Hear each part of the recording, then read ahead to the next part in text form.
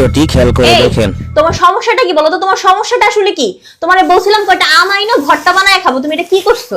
আম আনছি। ফকিন্নির মতো দুইটা আম কেন আনছো? বাজারে কি আর আম ছিল না?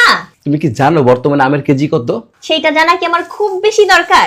200 টাকা কেজি। তাতে আমি কি করব? 200 টাকা কেজি, তাতে আমি কি করব? এই ভাবিটাও না আর ফোন দেওয়ার সময় পায় না। হ্যালো হ্যালো ভাবি, ভাবি আপনার হাজবেন্ডের নাম্বারটা একটু দেওয়া যাবে? কেন ভাবি? আপনি আমার হাজবেন্ডের নাম্বার দিয়ে কি করবেন? আর আপনি যদি কিছু বলার হয় তাহলে বলেন, উনি তো আমার সামনেই আছে। এনা কথা বলো তো, ধরো। হ্যালো, হ্যালো, আপনার নাম্বারটা কি একটু দেওয়া যাবে? কেন আপনি আমার নাম্বার দিয়ে কি করবেন? না মানে সেদিন দেখলাম ভাবির গায়ে একটা সুন্দর ড্রেসটা না আমার অনেক পছন্দ হয়েছে, তাই আর কি আমি ওরকম একটা ড্রেস নিতে চাচ্ছিলাম, ওই বিষয়ে একটু কথা বলতাম আর কি। খবরদার, নাম্বার যদি দেস না তাহলে তোর কিন্তু আমি শেষ করে দিব একদম।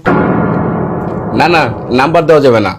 আপনার যদি ড্রেসটা পছন্দই হয় তাহলে আপনি নিয়ে আসেন, আমি অ্যাড্রেস দিয়ে দিই আপনাকে। আচ্ছা ঠিক আছে, তাহলে দেন। আচ্ছা শোনেন, আমার ড্রেসের কোড নাম্বার হচ্ছে 017। অনেক কষ্ট করে আমি এই ড্রেসটা আনছি।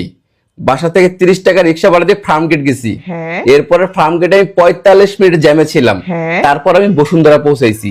বসুন্ধরা 4 তলায় ডি ব্লকে 103 নম্বর দোকান থেকে আমি ড্রেসটা নিছি। আপনি ওইখান থেকে আনতে পারেন। আচ্ছা, আশা করি আপনি বুঝতে পারছেন। বুঝতে পেরেছি, ঠিক আছে, থ্যাংক ইউ। এইসব মহিলাদের না খায় কোনো কাজ নাই, বুঝছো? শুধু পুরুষ মানুষের নাম্বার কেমনে নেবে এই ধান্দা করে। একদম, কাজ থাকলে কি এরগুলো করতো? আমি একটা ড্রেস কিনছি, সেটাও তার কেনা লাগবে? সে অন্য কিছু কিনতে পারে না? ফালতু একটা মহিলা।